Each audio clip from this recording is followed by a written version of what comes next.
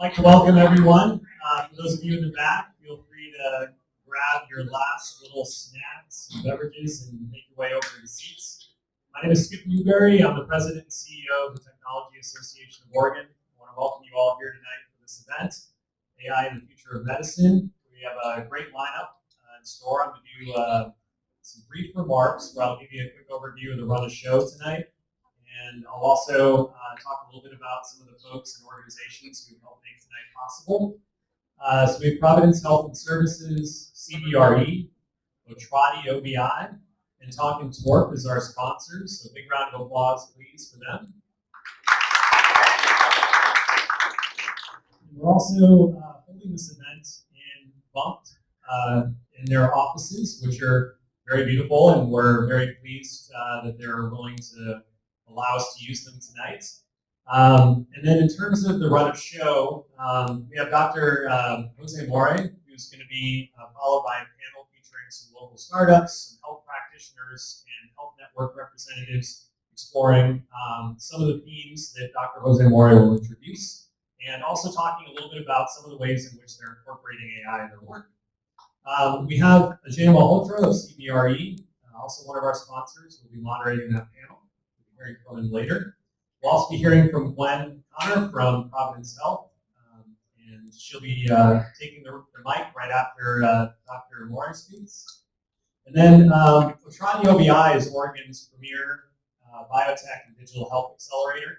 They're a longtime supporter and partner of our association and the broader ecosystem here. So we're very pleased to have their support. And then also, last but not least, we have Josh Smith and Eric Beach from Talking Twerp. A local law firm. They do a lot of work in supporting startups and more established tech companies. And let's see, where is Josh? There we go. So they're over here on the side. Again, known Josh in particular for many years now. He's been a long-time advocate and supporter of a number of companies in the area that we've worked with as well. So without further ado, I'd like to introduce Dr. Morey. He is a health and technology keynote speaker and consultant for NASA, IBM, Hyperloop Transportation, and Liberty Biosecurity. His talks focus on the future of health and medicine in terms of emerging technologies, such as artificial intelligence, 3D printing, Hyperloop travel, and space exploration. His expertise in big data and innovation have made him a much sought-after consultant in many industries, and as Chief Medical Innovation Officer for Liberty Biosecurity, he helps drive innovation in genetic intelligence, national defense biotechnologies, precision medicine, and augmented human performance. As Associated Chief Health Officer for IBM Watson Health, he helped develop AI medical technologies.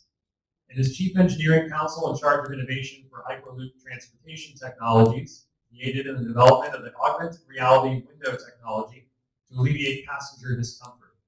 And as the Medical Technology and Artificial Intelligence Advisor for NASA HITech, he helped evaluate research initiatives that would develop novel biotech to meet the 2030 Mars mission objectives in deep space exploration. He's also contributed or consulted with other companies and healthcare systems to help create and train their deep learning algorithms and neural networks to create intelligent systems in healthcare and also aerospace. So I'd like to now ask Dr. Morey to come up and take it away. Thank you so much.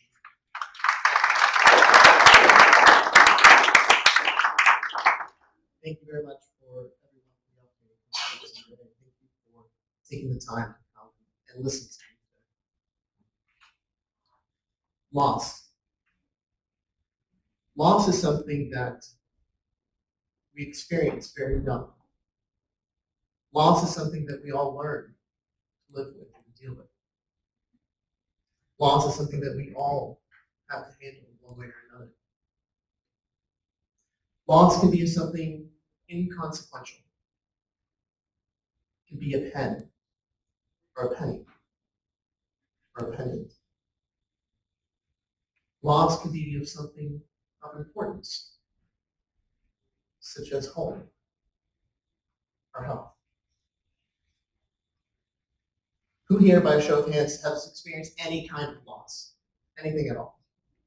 Perfect. All right. So we've all had to experience loss, something that we can learn from when we're kids.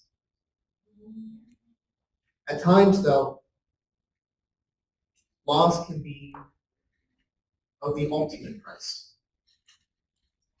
the loss of life. That loss can be of a child, loss of joy unfulfilled, promises we made to them that will never be completed. Loss of those little arms that used to come and hug you at the end of your day. Made all your worries seem to go away. Those little fingers that would hold your hand. That for the first time we finally understood what the meaning of life truly was. Those eyes that were filled with wonder that no longer can see. Loss can be of friends. I think this is kind of a unique loss at any age, because it reminds us of our ever-present mortality, regardless of the age that you experience it. Loss of a friend is unique in that you lose those inside jokes, those shared memories. Loss of that hand on your shoulder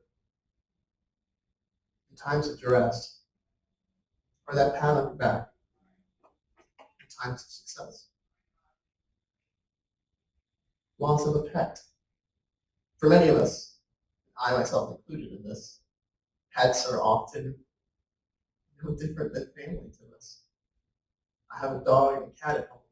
They hated each other at first, but now they're kind of BFF.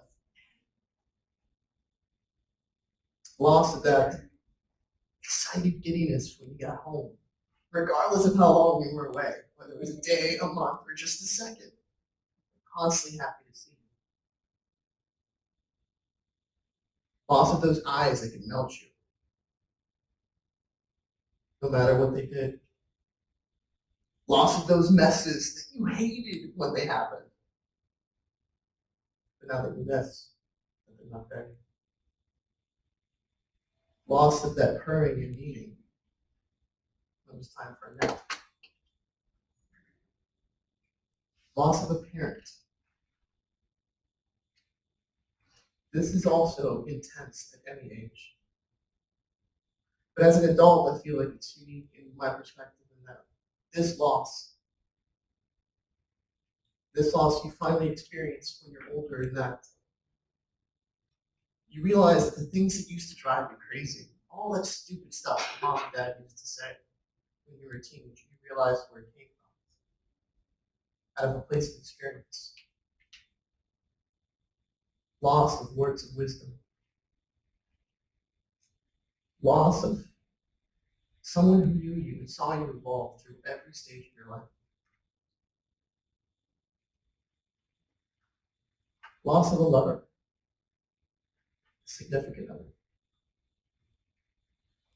Loss of someone that knew you so intimately in so many respects. Loss of someone who didn't just know you at your worst, but the loss of someone who loved you for your worst.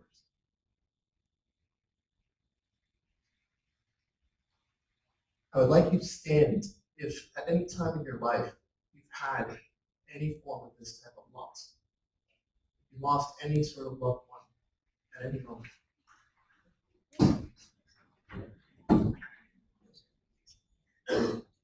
I'd like you to look around and look how many people share this loss just in this room.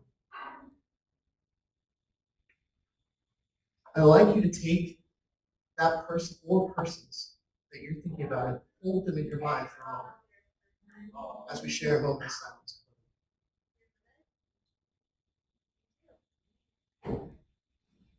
Because this talk that I'm going to be sharing with you is about that person or those people. And the fact that loss, and hopefully someday, the detection of that, the prevention of that, the prescription of that the prediction of loss is something that hopefully artificial intelligence in healthcare will help us transform medicine. That we can predict it, that we can prescript it, and that someday hopefully we can prevent it. Let me see. So I'm a clinician, radiologist by training, but I wasn't always a radiologist. We have to go through traditional training to actually get to this point. As a clinician, by show of hands, how many clinicians are in the audience tonight? Good amount, say maybe a third. As a clinician, we have to experience kind of a unique loss, very similar to first responders or military, in the fact that you experience the loss of a patient. It's unique. It's something that over time we tend to develop defense mechanisms to be able to deter. Some are good, others not so good. But in one way or another, we all try to develop a way to be able to handle this. But despite these defense mechanisms that we tend to have, there's still a patient here and there. Kind of slips through those cracks, that kind of hard outer shell that we develop. That loss sometimes leads us to be angry. That loss sometimes leads us to cry. I have one individual patient that I can still remember. We all have a few. It's uniquely poignant tonight because it's from my intern year. And one of the reasons I'm out here is to have some very good friends that I developed that year. We had a wonderful intern class, great attendings, great senior residents. We worked at a great facility associated with a great hospital on the East Coast. And we had one attending. He was really well known in oncology. And he was famous primarily because he was someone that would give people hope. Someone that people could go to and find hope when they didn't have hope. Find a potential promise of something to delay loss and potentially prevent loss. This patient, she was an elderly Hispanic lady, I'm Puerto Rican by birth. She reminded me a little bit of my grandmother. Just a little old lady, really wrinkly. She always wore a toboggan. And my grandmother always used to wear a toboggan. She was always cold. So all the grandkids, we always used to call her Smurfette. She was really short. She always points to that Smurfette. So she reminded me a lot of my grandmother.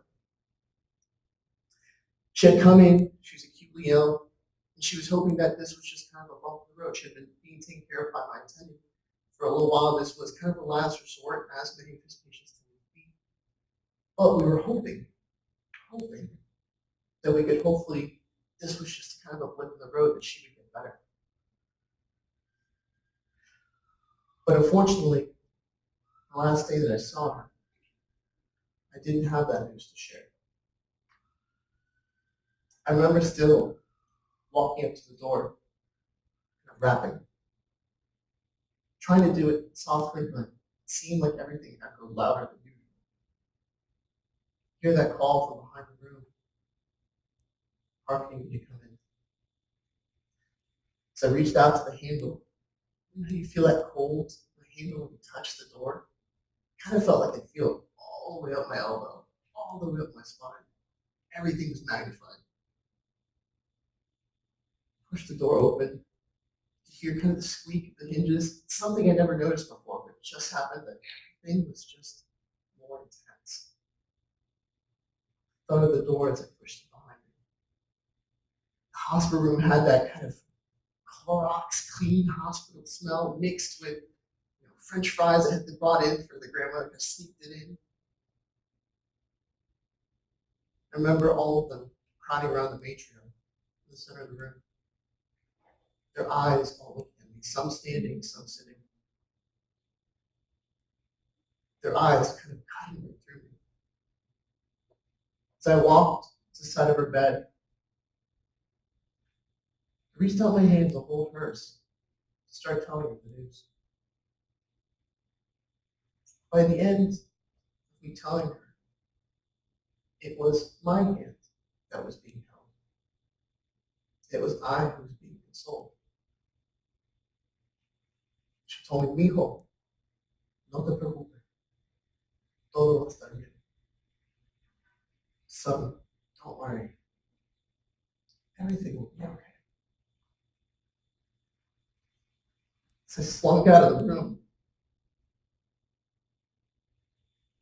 You could hear them shuffle, all trying to hold each other. Close the door behind me.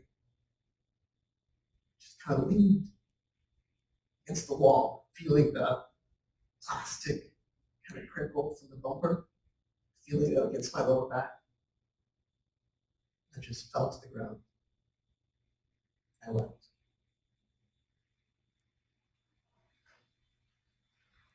That prevention of loss, trying to move the needle forward for humanity so that we can hopefully predict the onset of diseases in ways that we've never imagined and potentially prevent those things from ever occurring. That is what I get to speak to you about today. That is the hope and the promise of artificial intelligence in healthcare, and how it can hopefully one day transform us in a way that we never thought imaginable. Healthcare clinicians, we're in a very unique vertical, very unique industry, in that we're one of the few industries that we're actually trying to eliminate our jobs. If we could potentially eliminate disease altogether, we wouldn't have to come to work. And yet that's actually what we try to do at the end of the day. And that is hopefully what artificial intelligence can one day lead us to. But we're not there yet. We're still at the very beginning. This is a list of FDA-approved AI algorithms, CE and FDA-approved algorithms that started coming into the market since 2014 to today. It's not an exhaustive list, because even the last 2 to 4 weeks, we've had new algorithms been FDA-approved. But we're starting to see the beginning of it.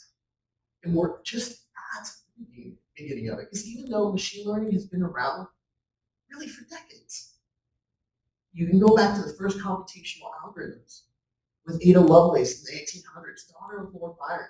She was an amazing mathematician. Arguably the first computational algorithm came from her. You transition then to World War II.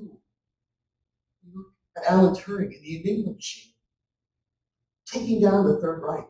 We have been teaching machine learning, deep neural networks, convolutional neural networks for decades. People have been getting PhDs forever.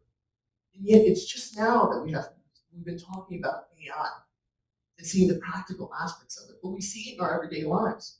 We see it finish our sentences when we're texting. We see it know what we want to buy and giving us recommendations. It tells us what we should be watching on TV, how we should respond in our emails, who we should potentially procreate with. The list goes on and on. And in healthcare, we're just the beginning. Why?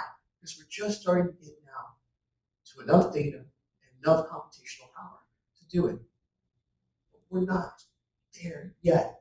One of the reasons we're not there yet is what AI is actually teaching us that we're lacking, not so much what it's doing. And that's one of the things that I speak about in my paper. This is a Forbes article that I wrote just 3 or 4 weeks ago to talk about the panoramic view of healthcare, now how that's going to be the transformation. Because we're now starting to realize that we do not have the correct data yet. Number one, yes, we've had big data. We've had it for a long time. But you go anywhere. You go to Man's Greatest Hospital on the East Coast. You go to Providence Health here. You go to Johnson & Johnson. You go to Pfizer. You go to Bumrungrad Hospital in Bangkok. You name the hospital. You name the facility. You name the vertical that's outside of your traditional big AI companies. And the data sets just were never prepared to actually have machine learning.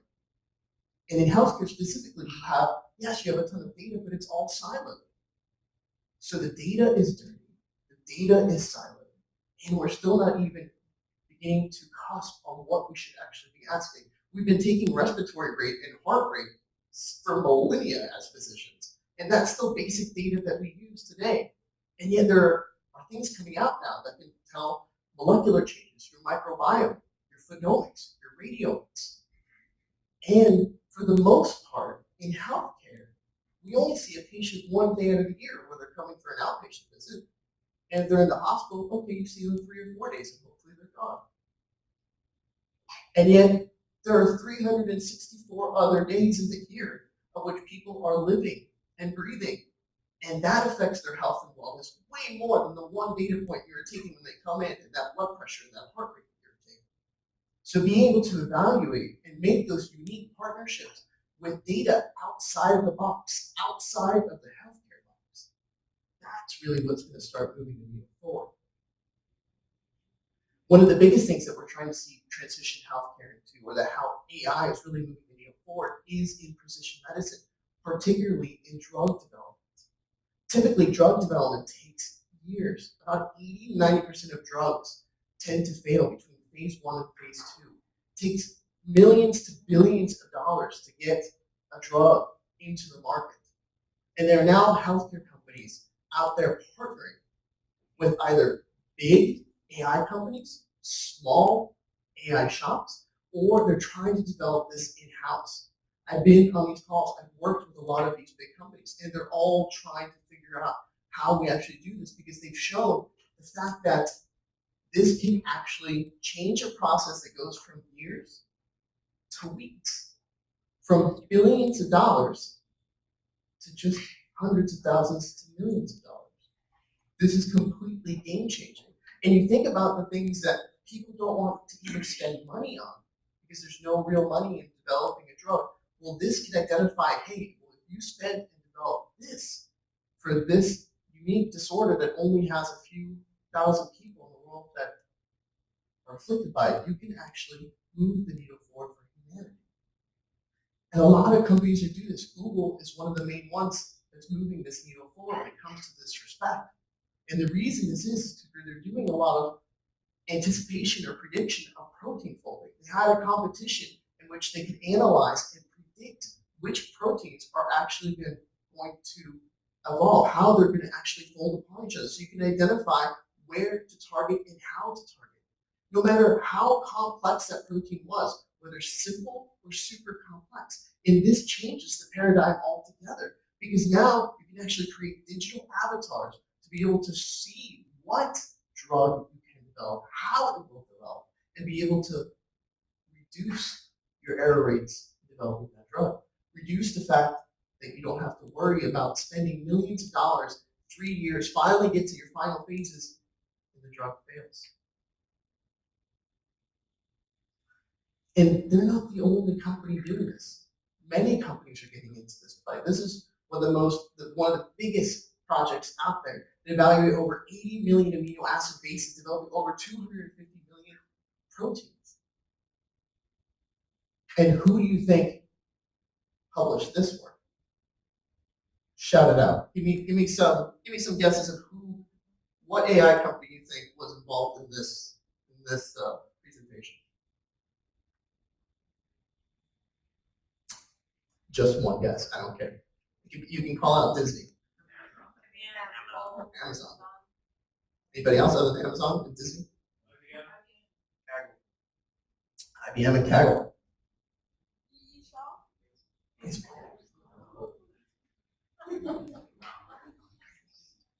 I had a conversation with my friends. They took me out to try to get me drunk yesterday from Oregon wine, which was very good. We had a conversation of, can healthcare institutions remain and exist in the way that they exist today in the long term? My response was, well, how's Betamax doing? How's Kodak doing? The real disruptors in this industry are not going to be the ones you expect, although Amazon is a good one as well. It's going to be the ones that you don't expect. Everyone is getting into this game. You guys brought up Amazon, this very astute crowd. When Amazon first bought Whole Foods, there's all this hubbub, all this scuttlebutt on the interwebs. Oh, this makes sense. This is a marketplace. This is a normal vertical for them. They're just going to be selling now produce. And I was like, guys, yes, they're going to make market. There's a market for it. They're going to be selling produce and food, and that's good. But my response, even to some mentors, we got into a little bit of an argument online. Amazon buying Whole Foods was always a healthcare play. always a healthcare plan, always a data plan. Sure enough, they buy a pillbox, now they're selling pharmaceuticals. Sure enough, 6 months later, JP Morgan, Berkshire Hathaway, Amazon, develop a new healthcare. Haven is its name. And now, 2 weeks ago, what does Amazon announce? They're doing telehealth clinics. Amazon really wants to get into healthcare. Facebook really wants to get into healthcare. Those are the disruptors. Because they will innovate in places that others won't. Amazon has these places where you can go buy food. They're brick and mortar little stores. Has anyone tried them? Has anyone been to one of them? There's one in Portland. One or two. So it's unique. It's really interesting. It's the way, in my opinion, the way healthcare should be. You actually go in, you take your Amazon Prime account, you pull up a QR code, you scan in, and you go and pick what you want from the store, and you walk out. And they automatically bill your Amazon Prime account. You don't see anyone, you don't speak to anyone. They know automatically what you picked, what you didn't pick, what you put back, and they charge you appropriately. There's RF sensors everywhere, there's facial recognition, cameras everywhere. There are a few people there who want to speak to them, but you don't have to.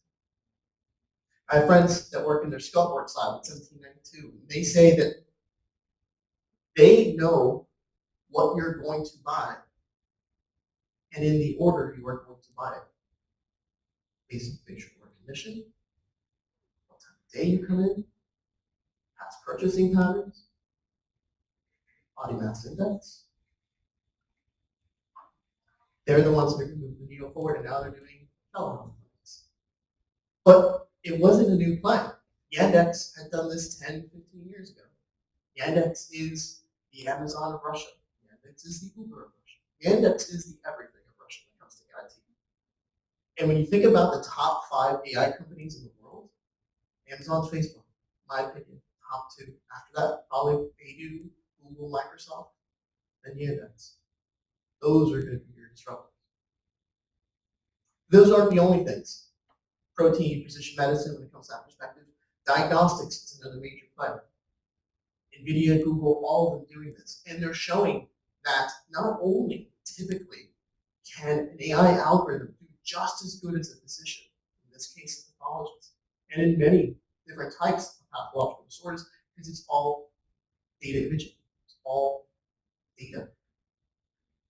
The real caveat is the fact that when you combine the human and the machine, error rates are reduced to less than 0.5%.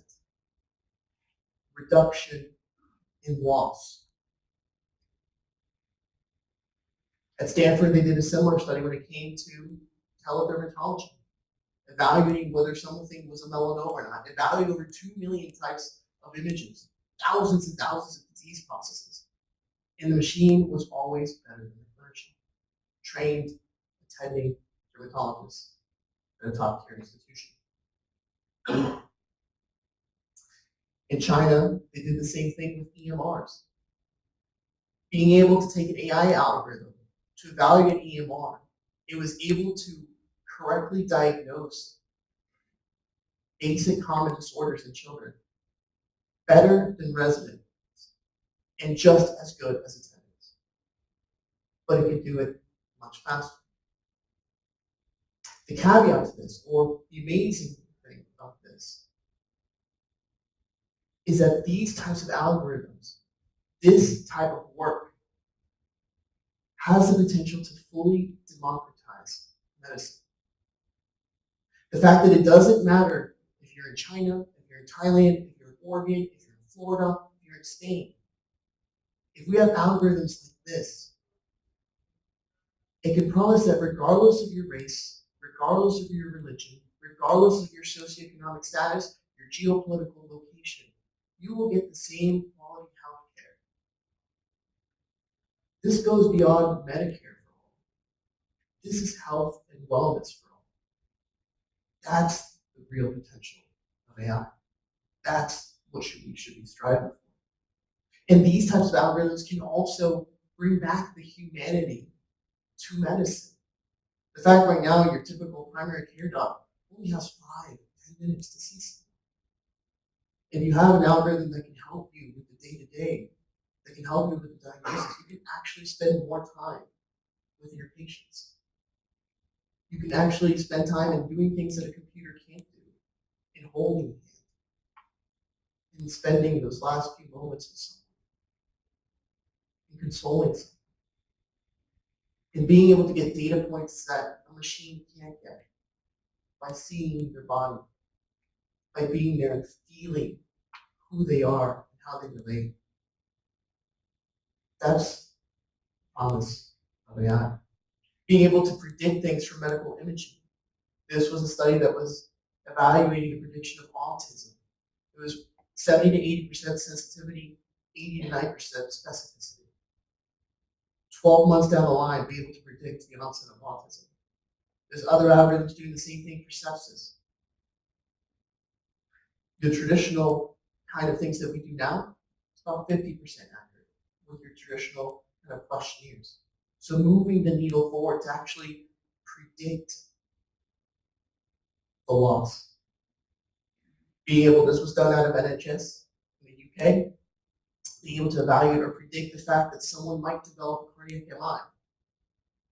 Better than our standard Framingham kind of evaluation. And this isn't the only one. There are predictions with radiomics being able to determine the morphology of a heart, who will have potentially higher risk for congestive heart failure, or to develop an MI. There's a new algorithm that just came out from Artemis, being able to read a cardiac MR, which for typical radiologists like myself may take anywhere between 8 to 15 minutes, being able to do it in about 4 to 15 seconds. At the end of the day, people say, well, will it disrupt? Will it displace physicians? To a degree, but at the end of the day, it will give us back the ability to spend more time with our patients. Right now, as a radiologist, I still work locally for a couple hospitals back home, and we are just constantly trying to keep up with the workload.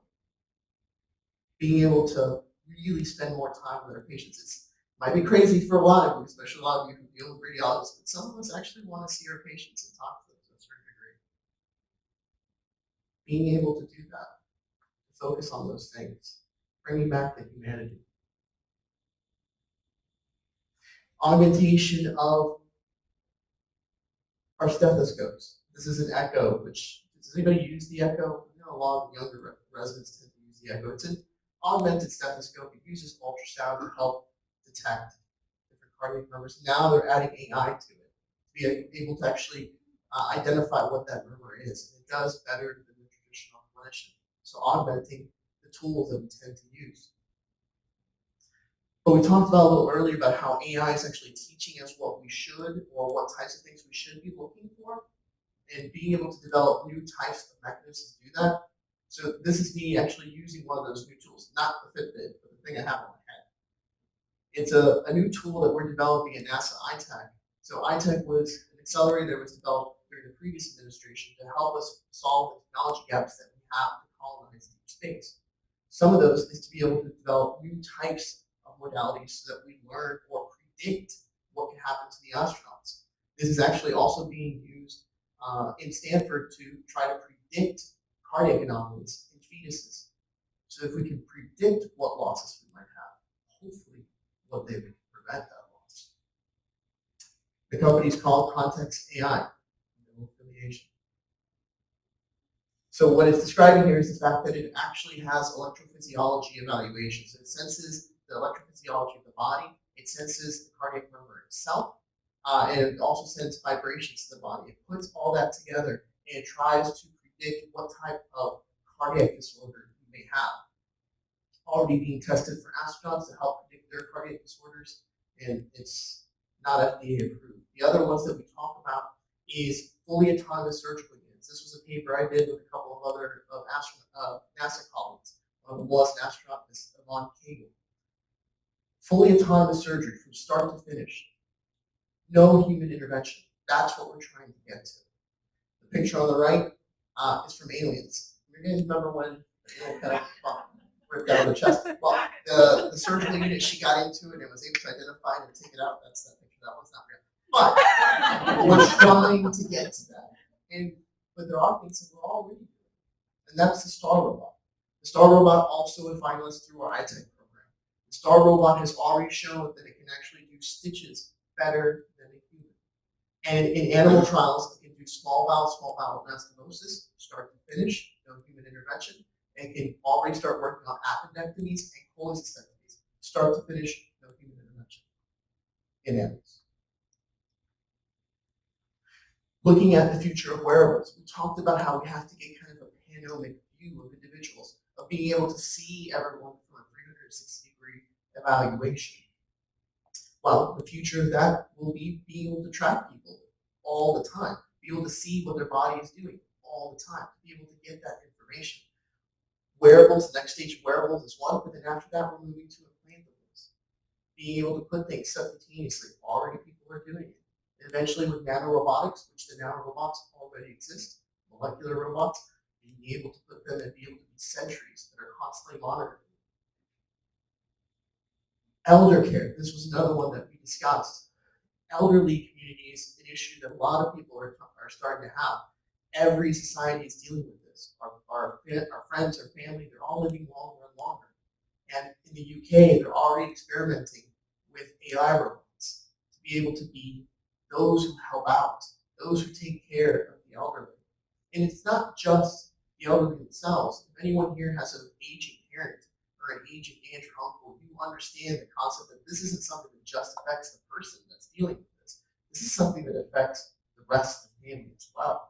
So having someone there that can assist, having someone there that can relate the fact and just spend time with them or say, hey, remember to take your medication, or be able to speak with them, be able to dance with them, be able to just share time with them. These are things that are already being tested today. Notable AI. Notable AI is a company that's actually being tested here at your facilities, at least from what I've been told. And Notable AI is trying to actually use AI to help bring back humanity a little bit to the healthcare process. Be able to use smart tech, be able to use machine learning algorithms to take notes so that you can actually spend time with your patients. These are the types of things that are going to move the needle forward for healthcare. Then potentially you can also set the data to be ready to be machine learned, something that hasn't been done in previous iterations. In China, AI has already passed the medical course. Not super surprising. It's the question answer engine, right? IBM became famous, 2 decades ago for beating the best masters in Jeopardy. This was just a matter of time. The question is, the machine can do everything I can do to be certified. Why can't the machine take care of the patients altogether? The next iteration, or the next big transformation that we're going to be seeing is with quantum computing. Quantum computing will do to AI what the internet did to everything else. It's the next stage. And if it's true, what we heard maybe 1, 2, 3 weeks ago, that Google has reached quantum supremacy, we are at the beginning of a new age of computing. Quantum supremacy, the difference between quantum computers and your standard computers, AI is just data and math. That's it. It's really not that much complex. Your typical computer does everything in bytes, right? Zeros, ones, on, off. We've all kind of heard that. Quantum can do on, off, but it also can do superposition, so it can be on and off at the same time. That allows it to do computations that a traditional computer cannot do. All quantum supremacy means is that they develop a computer and a mathematical challenge that a standard computer cannot do, but that a quantum computer can. If it's true, what happens in the next 5, 10 years will be remarkable. But the ethical concerns, something that we don't talk about enough,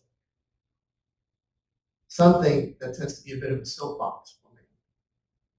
I had a friend of mine asking, well, do radiologists get upset with you because work you've done in the past with developing algorithms? I'm like, no. But as a whole, clinicians do get upset because why do we work for industry more than we work in day-to-day clinic? My argument to them is that we need more clinicians of all stripes to be involved in this. We need to be engaged with industry. Be Silicon Valley and others, when you come straight from the IT world, it's try fast, fail fast. When you fail in healthcare, you lose a life. And it's not just one. It's those people that were standing around them.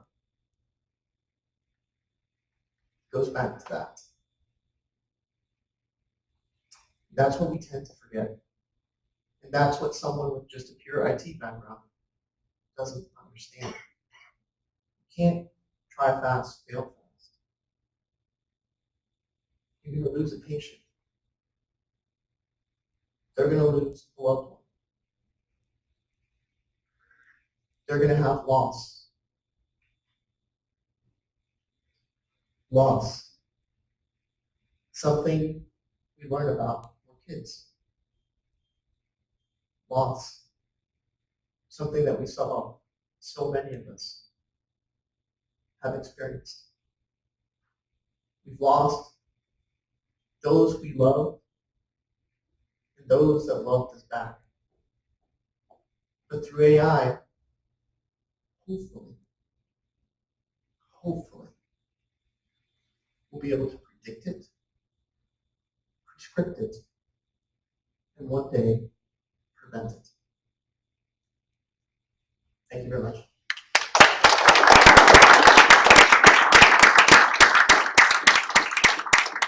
I'm going to be introducing now Gwen Conner, Director of Innovation at Providence. Gwen. Great, thank you. Awesome speech. Thank you all for being here tonight. We have a sold out crowd, so it's great to see the diversity, lots of different folks in the crowd. So when Skip and I were planning this event, we really wanted to create a dialogue that was about a few different things. So first of all, giving this kind of global perspective or near future that we heard from Dr. Morey, and then also a system perspective and a little bit of a lens into how is a large healthcare delivery system thinking about artificial intelligence.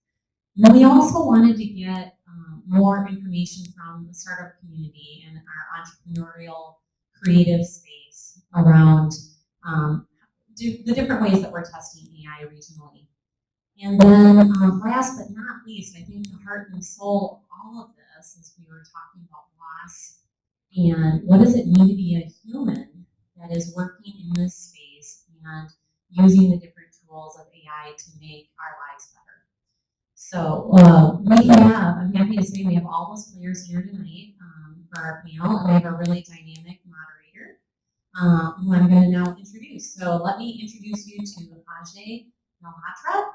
Ajay is fluent in the language and culture of technology, global business, and commercial real estate, and has been dubbed, I love this, a globe-trotting universal translator. After 20 years in the tech industry, from microprocessor design to enterprise software, predictive analytics, and clean technology, he now helps tech startups navigate the search for office space in Portland.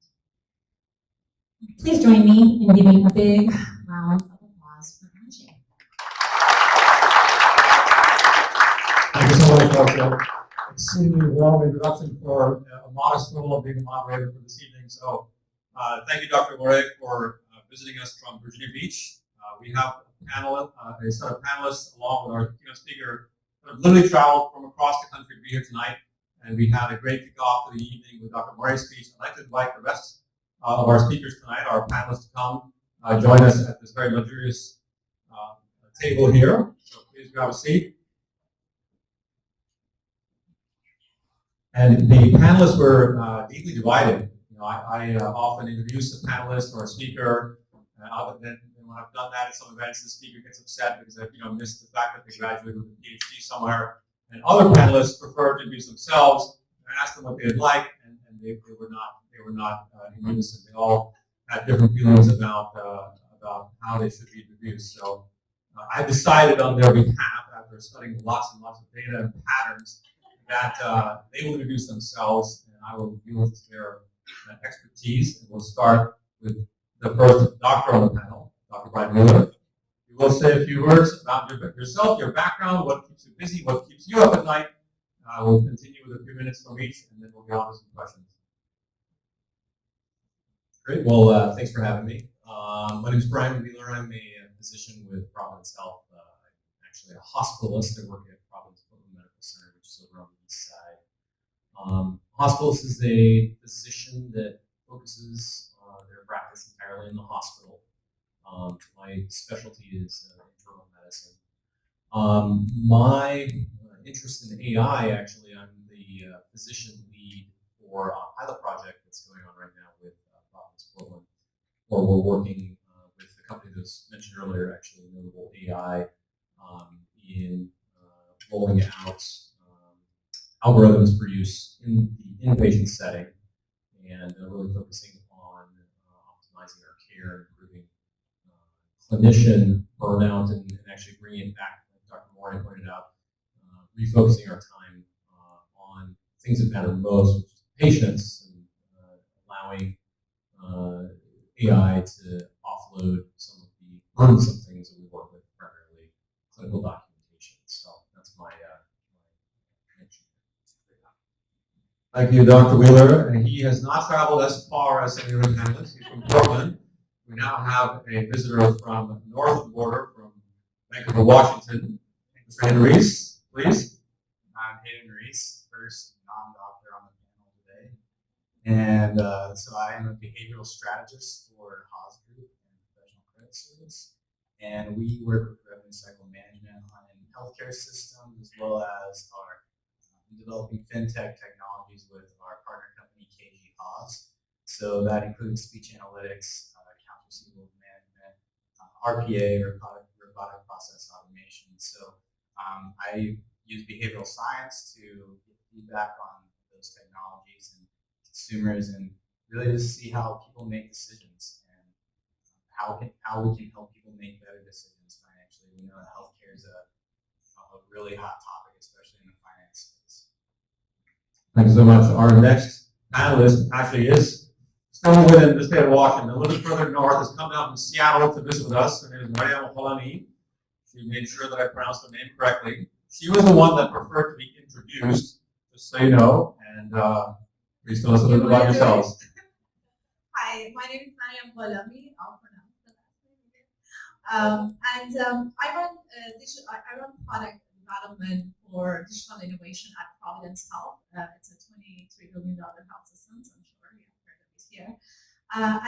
Our group includes a team of software engineers, product managers, but we also work very closely with our clinicians and with our operations team in figuring out what's right space to build that, and then working with our investment team closely, which someone from there is sitting here tonight, in actually investing in startups that are innovating for healthcare. Wonderful, thank you. Merci. So she's bilingual, as Dr. Morey is bilingual as well in Spanish. If you want to ask a question in Spanish, she can address your queries in English or Farsi. And then to her right is Mr. Saurabh Kothari. Saurabh Kothari is CEO and founder of MindCurrent. Take a moment to tell us about yourself, please. The segue here is incredible. She just ended saying that she invests in healthcare startups. So we are an AI startup in behavioral sciences and psychology specifically. What MindCurrent does, you're supposed to find a niche as a startup and then own that niche and sell your company. Yeah, we did the opposite. So good luck to us, right? We may or may not be here next year. We essentially have taken on stress. So what MindCurrent does is actually maps your emotional and behavioral patterns, and it finds your unique stressors and stress triggers. And then we are a human-to-human platform, so AI is only in the middle. So while there's billions of people that are experiencing stress, that want less stress, there's also hundreds of thousands of people in the world who are experts at reducing stress. But you don't know them, and more importantly, they don't know you. So that's what MindCurrent does. So we get to know you. And then with complete privacy, we get that expert advice, insights, exercises, really simple things that you can do that reduce your stress. So hopefully, a lot of what you were talking about, Jose, at least from the stress perspective, we can mitigate that actually happening for people if we're able to get to them. Excellent, thank you. So, part of my day job actually is commercial real estate broker, is connecting people who need to raise money to those that want to spend it. And I had collected this business card from one of her colleagues, Rich Pusher, to give to someone else. But since you are raising money, I will offer it to you. Thank you. Rich Pusher, Salvatore, make sure you corner him overnight pay at the end of the evening. All right, well, thank you all. Out of deference only to perhaps the years of learning that you've had to study medicine, perhaps we'll start with the doctor. Would you please demystify for those of us that are not clinicians or medical professionals in the audience, more about what is a hospitalist, what's a day in the life of a hospitalist look like, and then tie back to where do you see some great promise for what's being discussed today to have an impact on your life and on the patients that you treat? That's a great question. So a hospitalist. So a hospitalist, as I mentioned, I'm an internal medicine trained, so focused on adult medicine. The hospitalist field has been around for about, let's say about 30 years now. And historically, 40 years ago, somebody was admitted to the hospital. The person who would come see them in the hospital would be their primary care physician. And they would run over in the morning before clinic, or sneak in at lunchtime, or stop by in the evening after their clinic and see their hospitalized patients. So one can imagine in a city like Portland with, I don't know, probably 8 or 9 large medical centers spread out across the town, and traffic, it's virtually impossible to do that. So that's where my field came into existence, is they found that having physicians located in the hospital focused entirely on inpatient medicine helped expedite care, reduce length of stay in the hospital, and ultimately evolved into a field where we are focused on a very different set of problems, which are the acute care problems, distinct from what primary care providers frequently see in their clinic, though there is considerable overlap. So a day in the life of a hospitalist, today I was working. So we're actually shift workers for the most part. And I show up to work, I have a panel of patients that I see, and I basically spend my day from the time I arrive at 7 o'clock in the morning till the time I leave, rounding, seeing patients, updating them on test results, ordering tests, diagnostic studies, doing patient education, and essentially moving their care forward. One of the things that we encounter, and there are plenty of studies that have looked at this, is very similar to the outpatient setting. One would think that the majority of my day would be spent with patients. Unfortunately, it is not. The majority of my day is spent in front of a computer screen, either reviewing data or typing. And so, thinking about what is the role of technology and artificial intelligence in my field, the reason I went into medicine was not to sit in front of a computer and type. And that probably dominates 70% of my day. Most of my patient encounters are brief.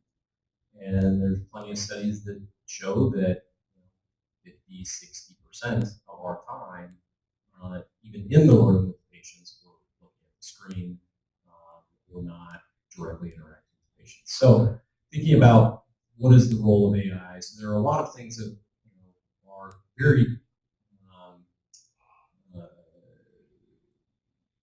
what's the right word? So commonly, as was mentioned in Dr. Morey's talk, you're seeing a lot of AI for clinical decision support, assisting with radiographic and pathologic diagnoses.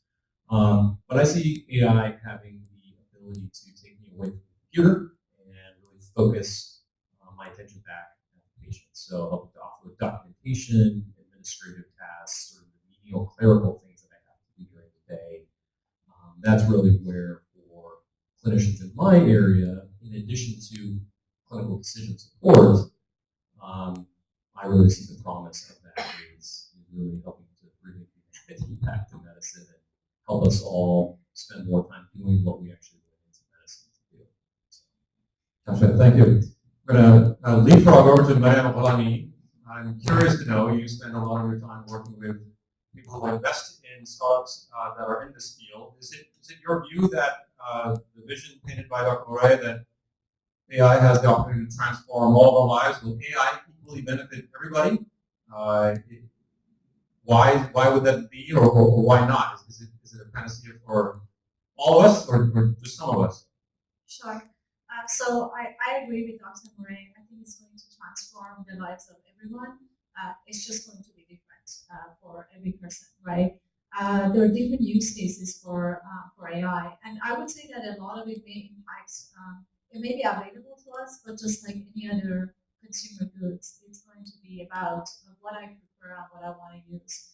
The part that I think we need to work on is and focus on is what Dr. Morey brought at the end is how do we make sure that AI is actually not going to harm people and it's done the right way. So some of the points that was brought up is ethical AI, but also we talked about privacy and security of the patient information. That's very important to us. We are a provider, a health system, and patients come to us at vulnerable times. The last thing we want to do is add burden to their lives. The other thing that I would add is, which is very interesting, we went a little bit into how deep learning and these more advanced technologies are coming to AI. One of the things that we are encountering is, AI is not, especially for clinical usage, is not as explainable. As you go to this deep learning and it's got layers and layers of feature, how do you actually explain to me as you're pitching your startup that it works? And to Dr. Morey's point, is not about it works 70% of the time or 80% of the time because you're dealing with patients' lives.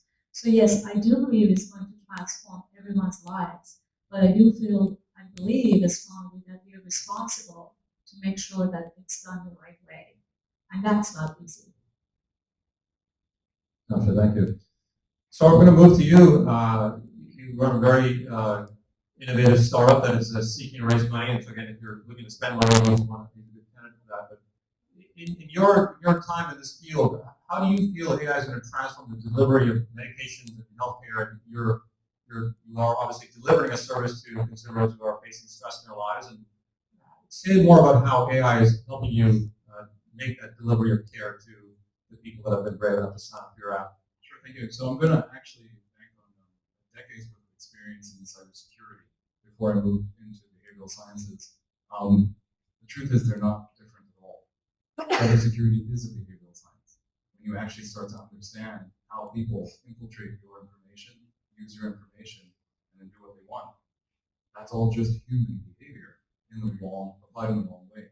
So sorry, I just wanted to make this to why am I here? What am I talking about? License granted. Thank you. So if you think about it, I think the greatest adoption, and this has been studied for decades, the greatest adoption of any platform does not come from what you call an or behavior.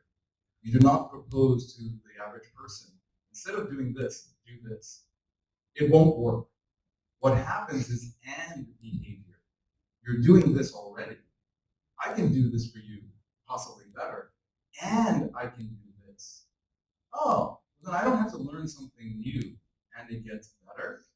That, I think, is the greatest proliferation for AI in general. And in most use cases, how you'll see that with medication and with patient care, and especially with post-patient care, and at least what we see on the behavioral science side, is that you have AI providing the right recommendation, the right analysis, but there's still a human interface.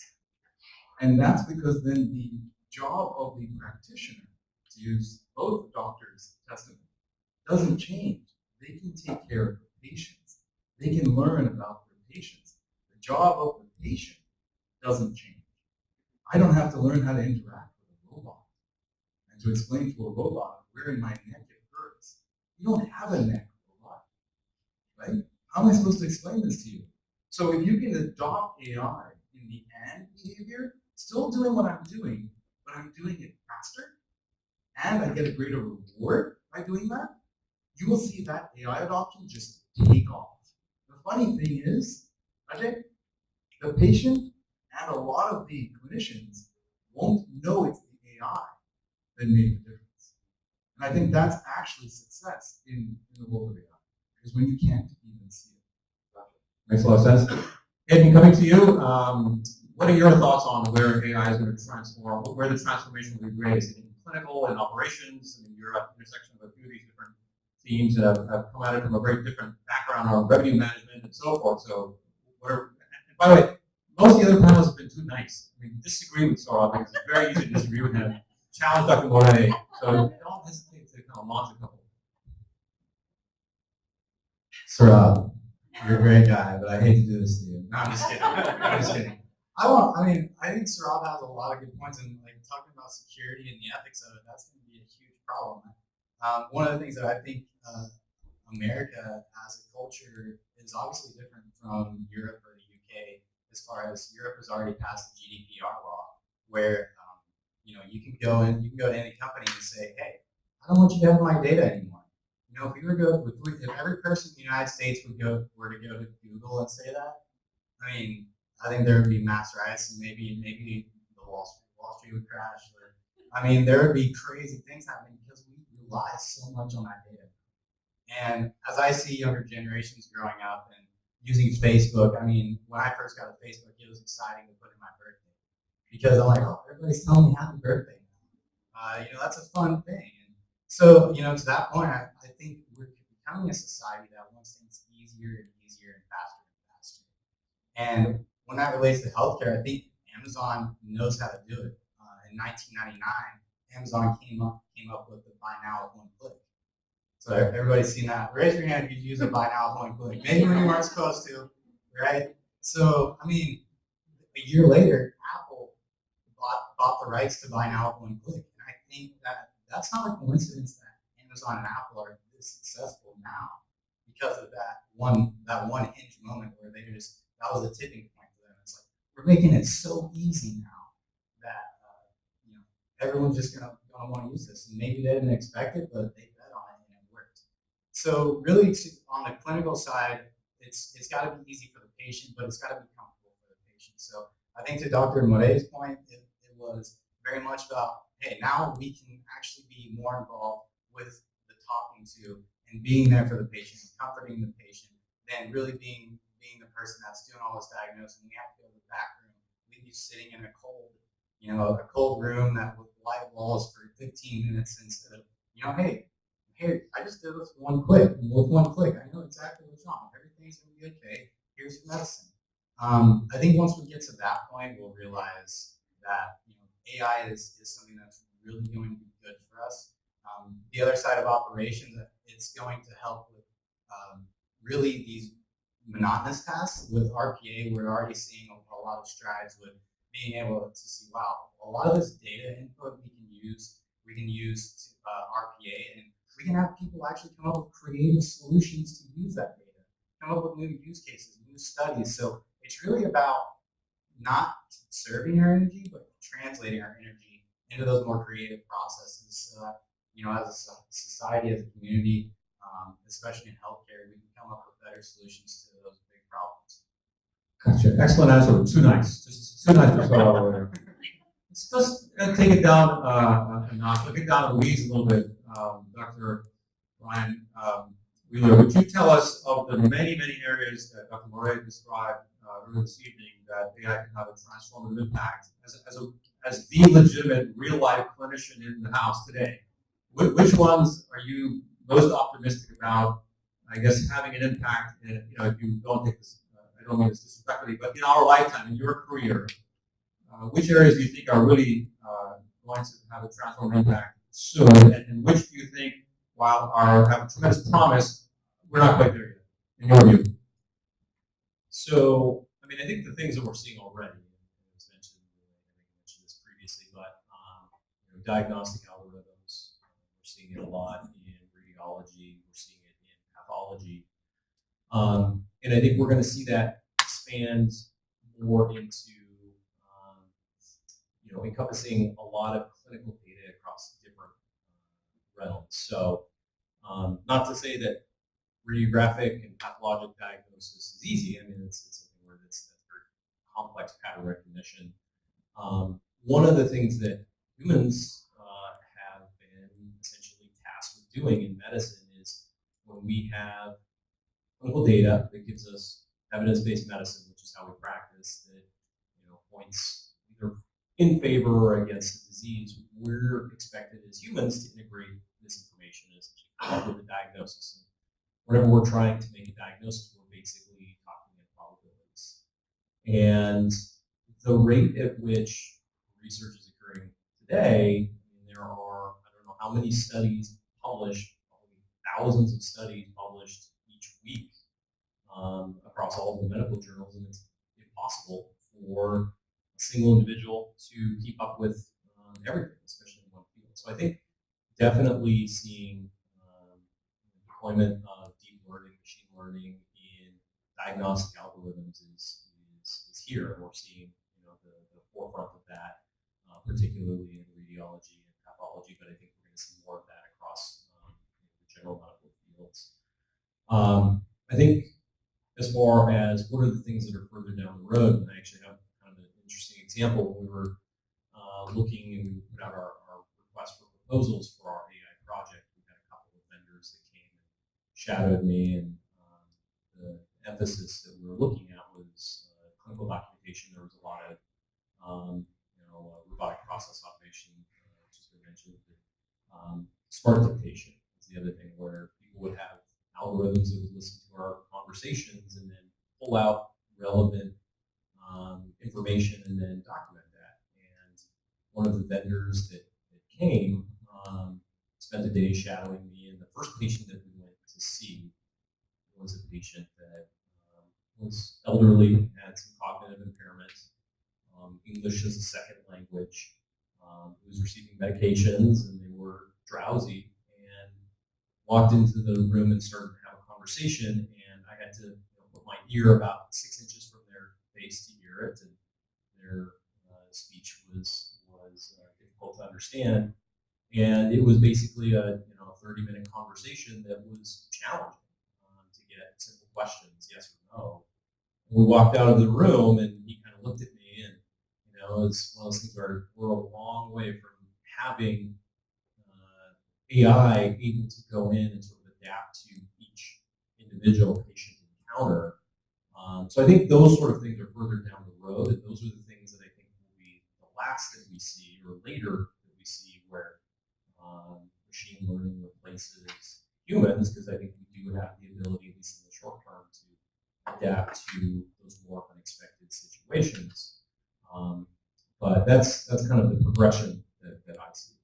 Gotcha, thank you. Let me throw back over to Marian Bellamy and ask you this. So Dr. Morey's presentation referenced some of the biggest advances being driven by some of the biggest brands in the industry: Google, Facebook, Amazon, Baidu, and others. And of course, you're sitting next to an entrepreneur who is a startup. And of course, you look at lots of startups in the process of developing funding, or what promise they may hold. What do you think startups can bring to this conversation? Is it practical? And feel free to distance yourself from the gentleman that you're going to insult, but can startups really move the needle in this space?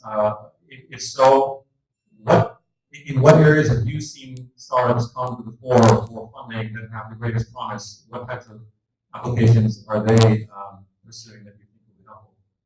Sure. First of all, the answer is yes. Startups definitely can compete in this space.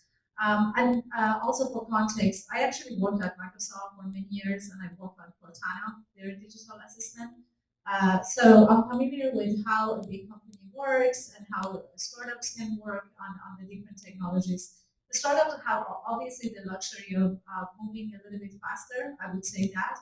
But I would say that in this space, what I see is the big tech companies, a lot of them focusing on the AI space. They all came up with some sort of a cloud solution, right? And it's getting commoditized. Like Google Cloud is good. Yes, there's some little differences, but at the end of the day, they catch up. And then now on top of that, they're building AI and ML as a service. And they really need actually the developer community to build on top of that and build a healthy ecosystem there. So they want startups to come and do that. What's missing in the picture is focusing on the right use cases. And that's why I mentioned that, yes, AI is going to transform people's lives, but the way it's going to do it is going to be different. And that's what's important with the startup world. So I'll give you an example. We actually are working on a digital assistant within Providence right now. Her name is Grace. She's very young and growing. But in that space, we needed a solution for differential diagnosis. And in that regard, we did look at some of the big companies, I don't mention who, to see what they got to offer. But right now, I'm about piloting with actually a tiny company that they're just like a really smart group of people. They move fast. They were incubated in another health system. And the way we did it is that we came up with a measurement framework. We actually measured different startups. We measured the big company as well, and are basically moving forward with them. So there is a chance that the thing that you need to focus on is, I would say, number one, make sure that that your use case is right. You understand the problem. A lot of people start with consumers, which is great, but remember that providers need to give care to these patient and consumers, and there is a continuity. So you need to always put provider in that aspect too. I came from technology, and in Providence, it's been about 20 months right now. And I'll tell you that coming to Providence, I've learned quite a bit about the clinical workflows and how it's important if you want to get in now to actually understand how those workflows are and make sure that your solution can integrate, right? So for example, Brian, you talked about digital scribing. A notable is trying to integrate with EMRs. So when they come and pitch to us, it's like, okay, so you get the patient information. Where does it go next? Does it actually go and integrate with the rest of patient information? So that part is really important as well. The other thing that I've seen with the startups that basically it's hard for us to move forward is being able to explain their models. So you come to me and it says work. I gotta go to clinicians and convince them that it works. And just because you showed 20 cases and did a lovely demo, that doesn't do it, right? So there are different types of measuring frameworks that are out there. But this idea, which by the way, in other industries, in highly regulated industries like fintech is also evolving, is how do we actually standardize measurement of these models and how do we explain them, especially with deep learning? So there are a few other startups who are working on engines to do that. But if you are not relying on those engines yet, really be able to articulate that, because our investment team, for example, they will always have somebody from technology side to help evaluate those. I will take them on. I'll agree with Mary, but I'll Second time you're violating rules of the panel. Go ahead. But there's a question in the audience. Allow me to bring the mic to you. There's nobody in the back that's going to bring the mic to you. I'm going to bring the mic to you. And part of that reason is because we're recording this, so please put on your biggest smile and be very clear and articulate. Hold the mic close to your mouth. Thanks. Brandon Togia, Director for Clinical Research, Anesthesiology at OHSU. So I'm going to play devil's advocate a little bit. I'm going to ask Dr. Morey his opinion first.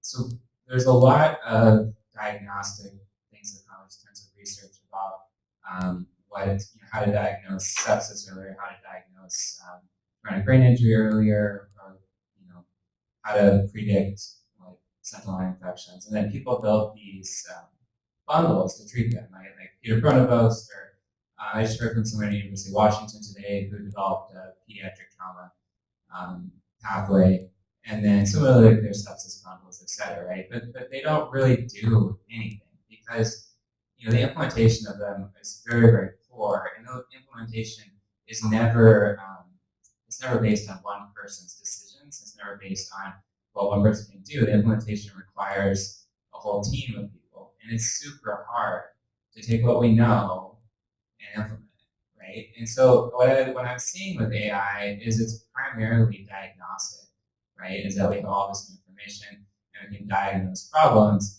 And then we also have bundles, and it's always bundles that treat things. It's never like a particular drug, right? It's always a bundle that works better. And we can't implement them. So all I really see is that you have new ways to diagnose problems earlier, and you have ways to treat them, but you have no way to implement them. And so I think the future, and I'm curious what you're thinking about this, is actually implementation science, right? That's what Peter Pronovost did, is he basically said, let's take what we know and figure out how to implement it.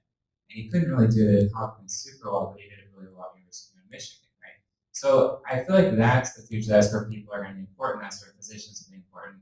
is an implementation science, because artificial intelligence can figure out how to diagnose things, and we know how to treat things. So I'm curious your thoughts on that.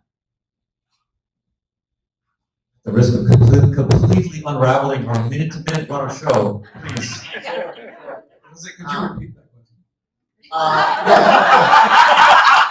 The question was that Peter Providence and Hopkins was able to not implement the AI applications at Hopkins, but was able to do it at University of Washington, and you feel like on Michigan, and that you feel like the majority of AI is really just in diagnostics, not so much in therapeutics, or how to actually implement what they're trying to say. Is that good? Okay. So I would agree with you, and the reason why that is because we're still, and that was something I was trying to kind of promote, that we're still really at the beginning of this. AI is still very in its infancy for real world applications.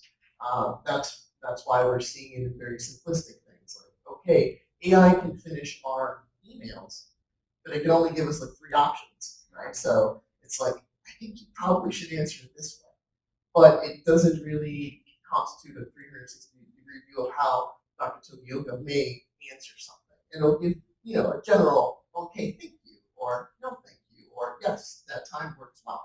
But you being a more complex individual, you having your own kind of socioeconomic status, you have being the eldest in your family line, you have very unique parameters that make you of how you would answer that.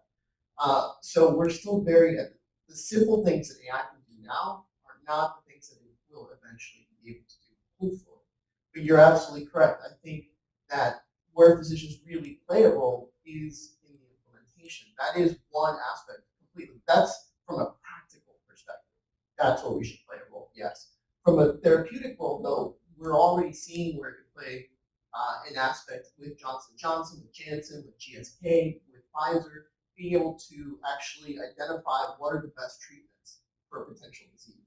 What's the next stage in evolution of disease? So in therapeutics, we're actually seeing things occur today, and they're going to progress into the future. But from a real-world implementation, yes, it's implementation science that will come into the fray.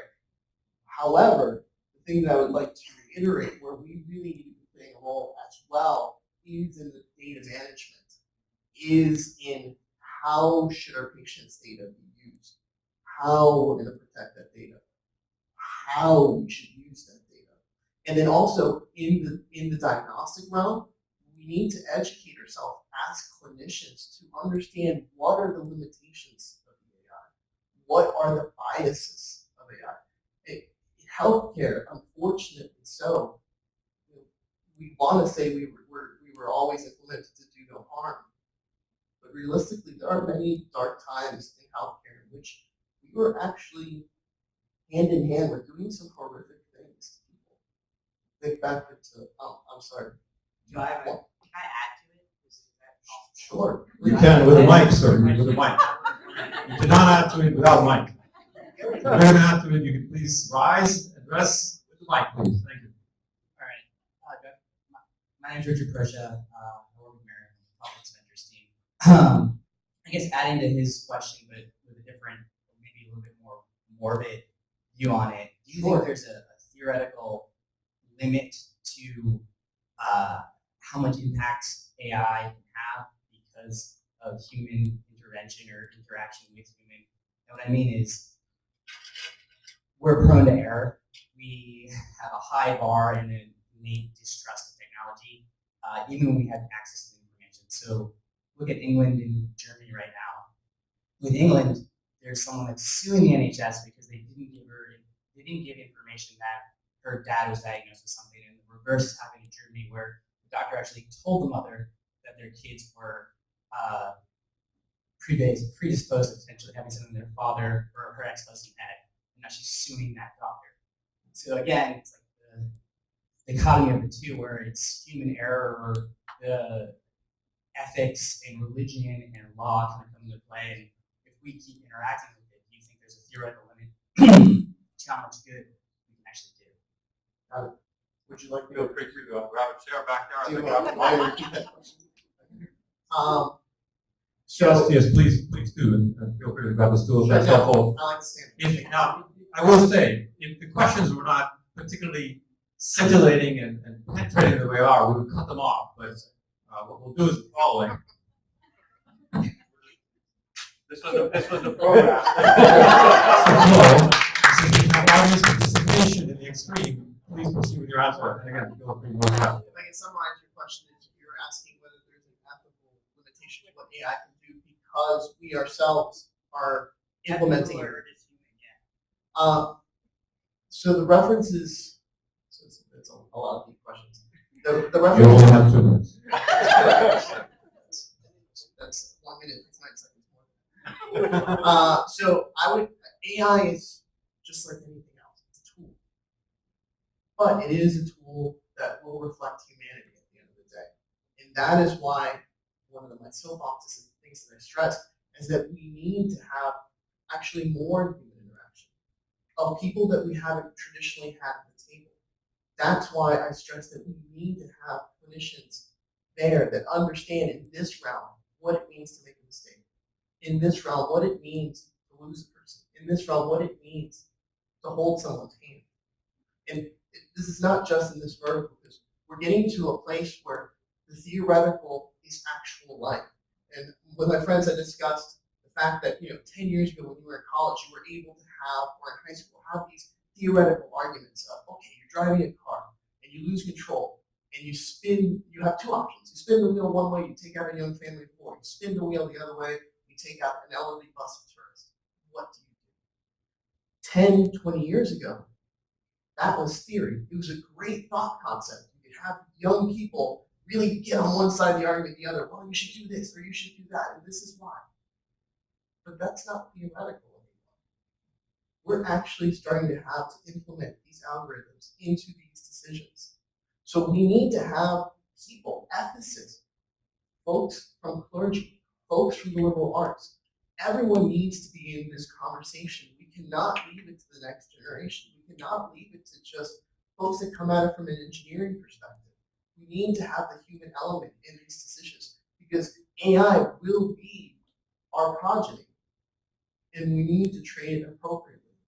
But are there limitations? Well, it's a tool. Nuclear energy was a tool. Nuclear energy, one of the best, cleanest forms of energy. We use it in medical science today to both diagnose and to treat.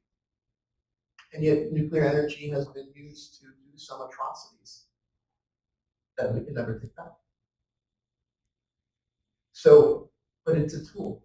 We as humans, since we created fire or we used the first sticks, have used tools to augment what we naturally do.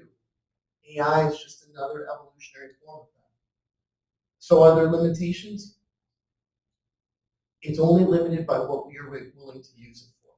But we have to be honest with ourselves that humans have been the source of some of the greatest atrocities in this world, but also the source of some of the greatest good. And it takes everyone at the table to have real conversations to make sure that we follow a good path for AI and not an evil one. Because we are at tipping points when it comes to that. But for diagnosis, therapeutics, I think we're there. For implementation, you're absolutely correct. We need to be at the table. We need more folks, more clinicians, more well-thought, well-versed folks like yourself to really take part in this kind of evolution. You can tell from Swallow Retired's body language is dying to get in a word in. So since you started this whole insurgency record program, go ahead. He stole his own challenge.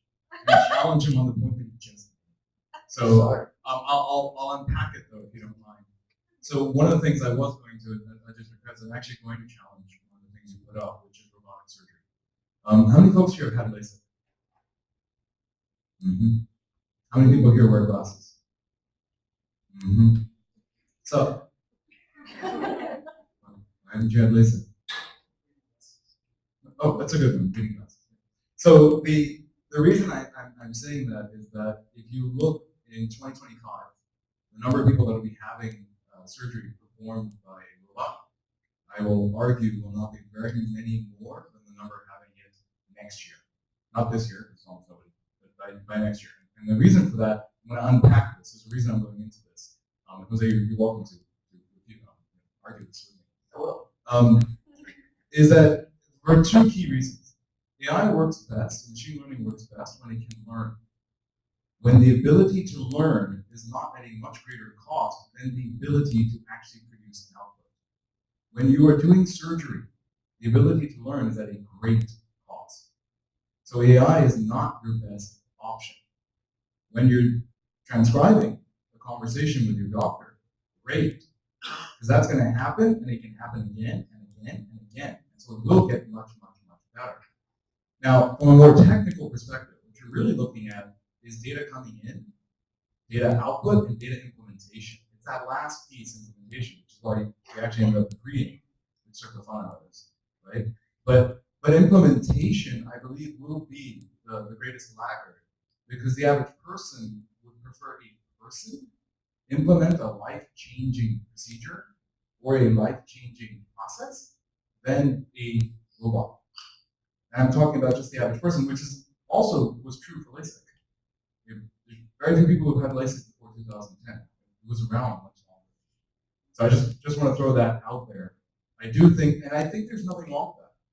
I think we should continue to let AI grow in the data input, the data output, and let humans maybe continue to excel at that implementation until we feel that a human no longer needs to do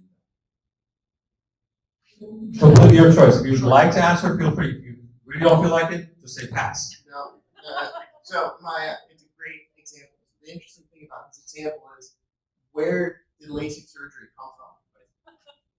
Do you know? Does anybody know where LASIK surgery came from? The data we actually spoke about it. LASIK surgery came. So does anybody remember my talk, the Star robot? In what reference? Who was developing that? What did it win? Remember, everybody listened to my talk. So the Star robot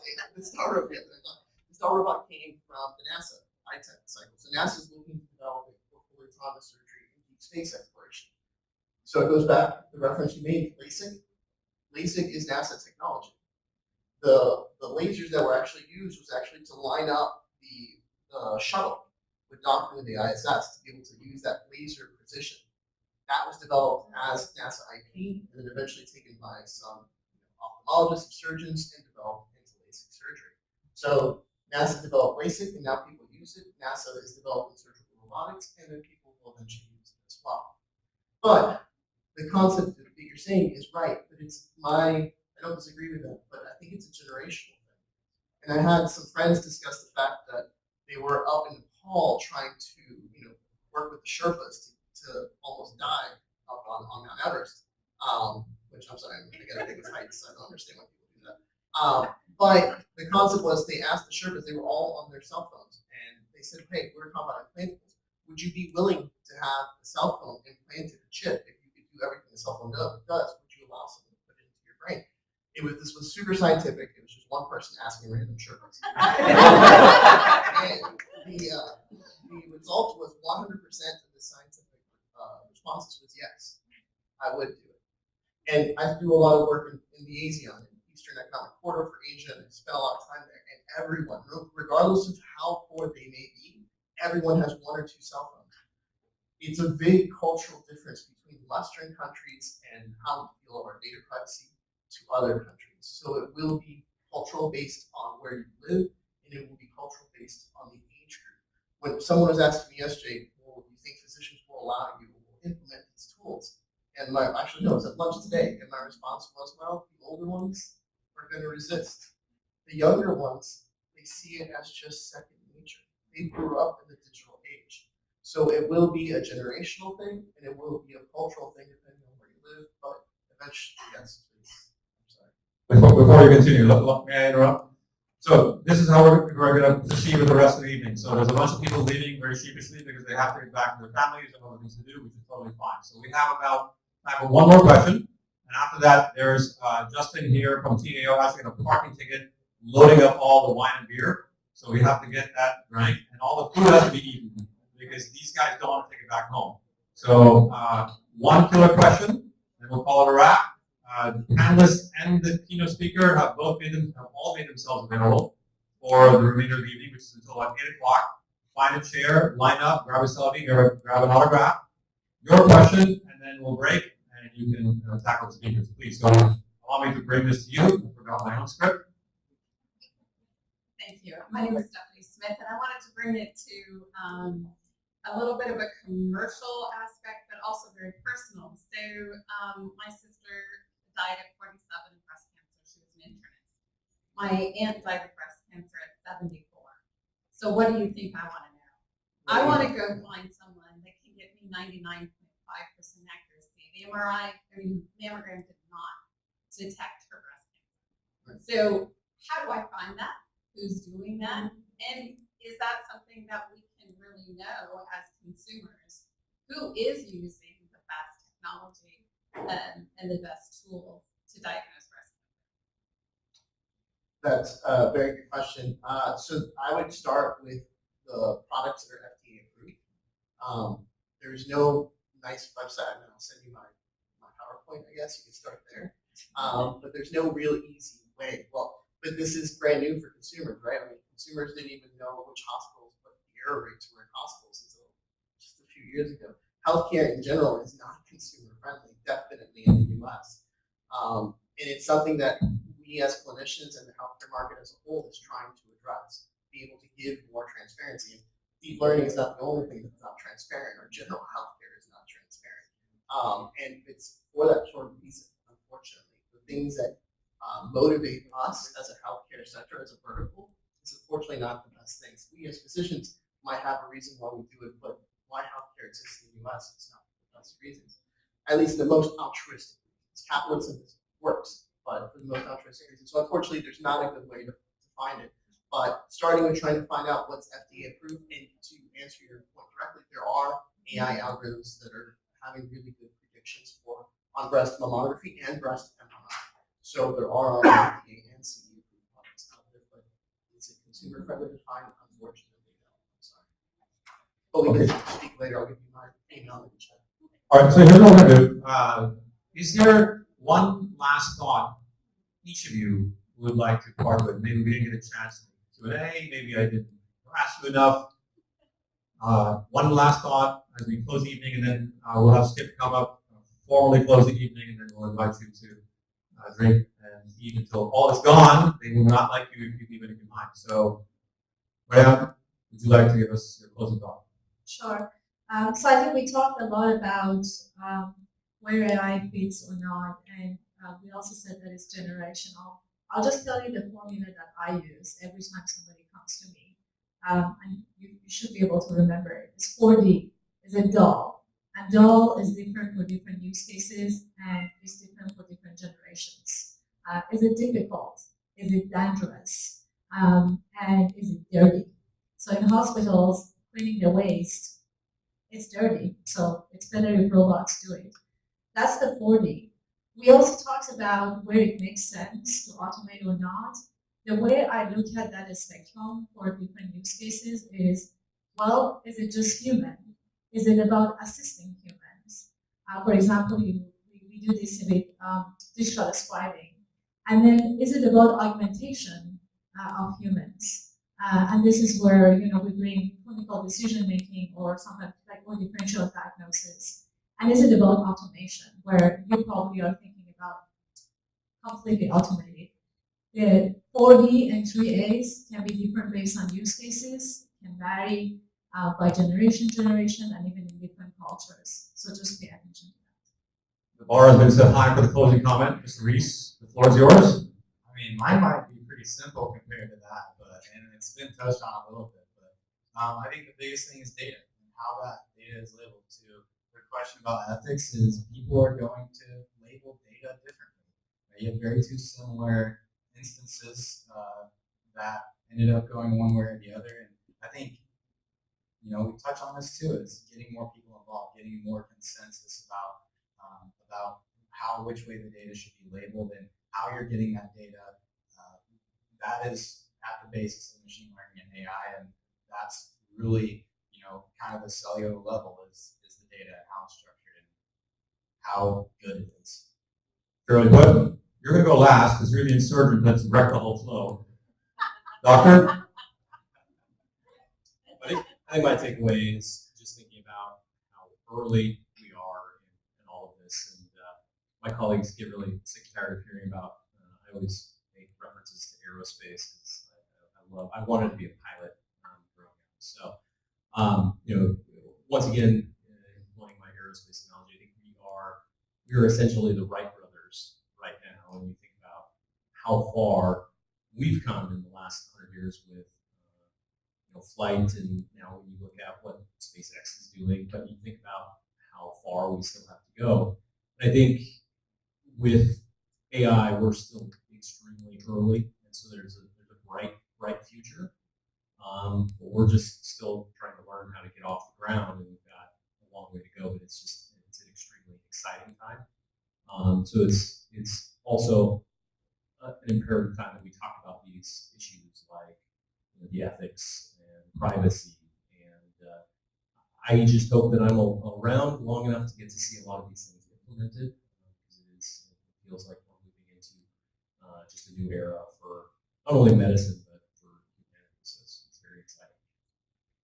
Don't feel bad. You have the last word, so it's yours. Sure, thanks. I think the one thing I'd like to add that we didn't touch on, but as a local, and this is happening in Portland, I think I'm remiss not saying this. One of the greatest issues we have in machine learning and AI is a homogeneous data set of predominantly Caucasian middle-aged men. And this city is better positioned than 90% of cities in America to change that. So my request to you is wherever you do see AI, in healthcare, in medicine, in personal care, in behavioral science, right, Minecraft, wherever you see it, please try it. And don't worry about if it's, I don't know if it'll work. It's actually really good if it doesn't. You're moving the field forward, especially because of who you are and what your data input is to the model will actually help the model get better. As Mariam's point, it'll actually help the model get safer. Because all the assumptions will start going out the window. Why did that person do that? Oh, because they're buying something for their grandchild. Grandparents. Think of that. Right? These are real things happening in AI every day. So my only request to you is try it. Don't like it? Don't do it again. Cancel the service, whatever it is.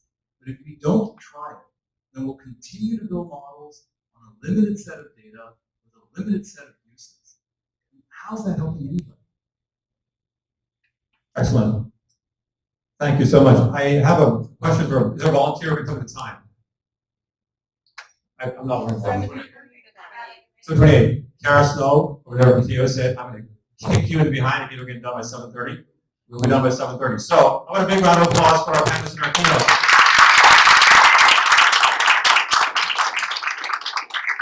It's been my pleasure to moderate, and I'm now in the remaining minute on time is Mr. Skip Newberry.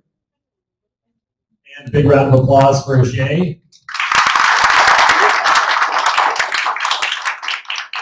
He was challenged by our panelists and by the crowd, so well done.